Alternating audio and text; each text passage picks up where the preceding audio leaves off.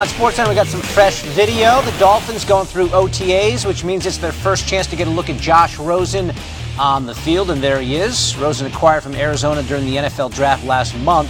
Expected to battle with the veteran Ryan Fitzpatrick for the starting job in Miami. There's been reports that Fitzpatrick has been getting more reps than Rosen, but it's very early in the process. Those two guys, starkly different seasons in 2018. Rosen had the lowest QBR, the fewest yards per attempt, and the most turnovers playing for the Cardinals. Fitzpatrick got off to a great start, finished middle of the pack in QBR and turnovers, but led the NFL in yards per attempt with the Bucs. Louis Riddick joins us now to talk about all this. So Rosen's in Miami, and the Arizona quarterback situation, it's kind of Kyler Murray's job to lose. He's going through his first OTAs. What does he kind of need to do here, Louis, to sort of establish himself with the team? As far as Kyler Murray is concerned, look, I know it's really, it's your first real exposure to an NFL-style offense in this environment. So obviously expectations are going to be kept a little bit low. But I'm going to say this: look, if you're going to draft a kid first overall after having moved up to draft a kid 10th overall a year ago, I would want to see something special out of him. Some of the special qualities, some of the special throws in particular, that led everyone to believe that this was the best option for them going forward here in 2019. I don't think he can really come out and just be another quarterback, another young quarterback going through some growing pains, although he's going to. I would want to see some of those special qualities, David, particularly from the pocket. We know about the athleticism. We know when the game starts that you're going to see some things that obviously Josh Rosen couldn't do. But right now, I want to see what is it. If I'm an owner, and even if I'm the GM, I want to say, Kyler, show me why we drafted you number one here overall. So I think for him, expectations are going to be high right out of the gate, and we're going to see whether or not he can meet them. Okay. Another guy with heavy expectations is the quarterback in Washington, Dwayne Haskins. Yeah. And there's all sorts of debate. Should he start right away as a rookie? When you look at the situation on that offense as a whole, how does that factor into it? Yeah, well, look, for me, on the outside looking in, objectively, I would like to see Dwayne sit, quite honestly. I don't think they're necessarily set up for success as far as he's concerned throwing the football. They just don't have enough weaponry on the outside. So I've been at the position of this. Let him sit for a year. Let him learn from Alex Smith. Let him learn from Case Keenum. Let him develop the relationships on the coaching staff, in particular with new offensive coordinator Kevin O'Connell, so then in 2020 he can really hit the ground running. Although it's not going to play out there. Yeah, I was going to say, real world, okay, is that so really good? All that being said, let's just go ahead and move forward, right? He's a better thrower. He's a better quarterback than the other guys they have on the roster. It's just that simple. So is that probably going to happen? No, it's not. I just think in the long run, that would be what would be best for him, because if he comes out here and they become a run-heavy offense that just doesn't have enough firepower on the perimeter, and he has a lot of, let's just say he has a lot of bad games, or he doesn't have the kind of success people want him to, Washington can be a very unforgiving place. Mm-hmm. Because I'm just going to tell you this. My sense is not everyone in that city, and maybe not everyone in the media down there, is sold on the fact that he is what maybe everyone thinks or what I think he can be. I think it just would be good for Dwayne overall and for this organization overall. Make sure he's set up to go in 2020. It's hard enough to be a young quarterback in the NFL, but you need some stuff around you. They don't to have succeed. enough. It's that simple. All right, Louis Riddick here giving us his thoughts on all of that. They got Colt McCoy, they got Case Keenum. We'll see how it plays out in D.C. This is the minute that millions around the world had waited for. Would you love to know the thoughts running through his mind right now? I was very fortunate to be given another chance to do something that I love to do. You never give up. You always fight. Giving up's never an equation. Many doubted we'd ever see it, but here it is. The return to glory. This is clearly one of those monumental days in all of sport when people all around the world will say, where were you when Tiger won his 5th green jacket? Do you feel like you're back? Yeah, I do, because I just did it.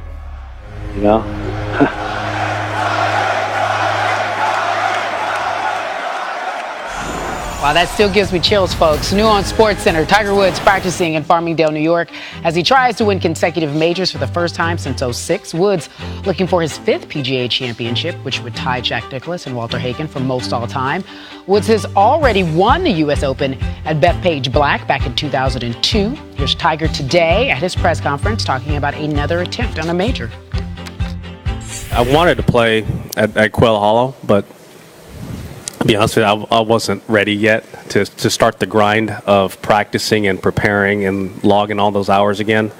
I was lifting, my numbers were good. I was feeling good in the gym, but I wasn't mentally prepared to log in the hours. Coming here is a different story. I was able to log in the hours, put in the time, feel rested and ready, and that's going to be the interesting part going forward. How much do I play and how much do I rest? I think I've done a lot of the legwork and the hard work already, trying to find my game over the past year and a half. Now I think it's just maintaining it. I know that I feel better when I'm fresh, that the body doesn't respond like it used to, it doesn't bounce back quite as well, so I got to be aware of that.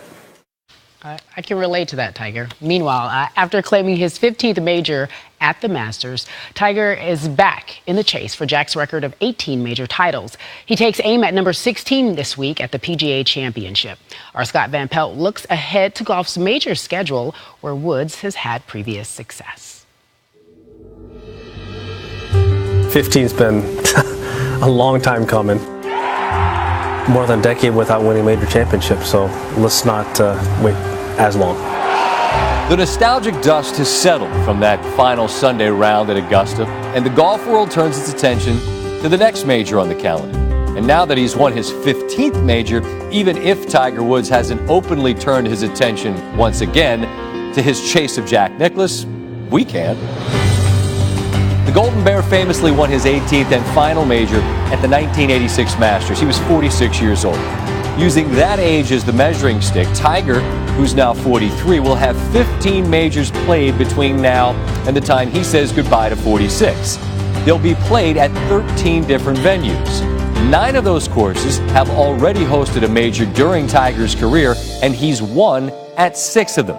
Pebble Beach, St. Andrews, Bethpage Black, Royal Liverpool, Torrey Pines, and of course, Augusta National, where he's now won 5 times.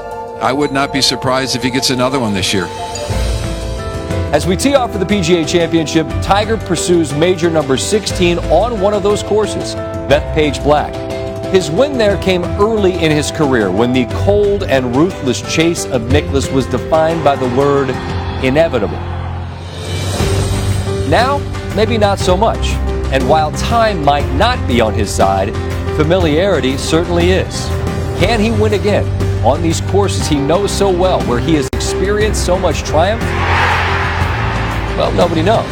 But it sure isn't as easy to say no as it was a few months ago, because the feeling of winning a major is once again a familiar fit for Tiger Woods.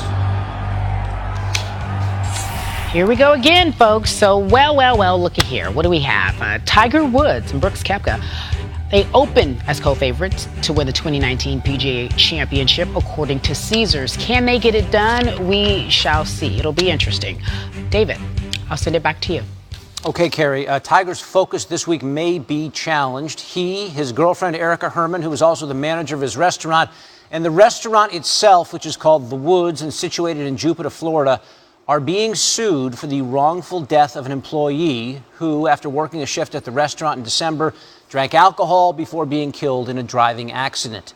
The employee's parents, who filed the suit, say the defendants were aware of their son's drinking problem and, quote, knowingly fueled his addiction by regularly over-serving him during and after his work shifts, end quote. All right, David, coming up, it is the NBA Draft Lottery. All eyes on Zion. You call it a national holiday. Our Jay Billis will join us live to talk about what happens at the next level for him. Plus, we know Kevin Durant is out game 1, but who needs to step up? You'll be surprised. That's next on Coast to Coast.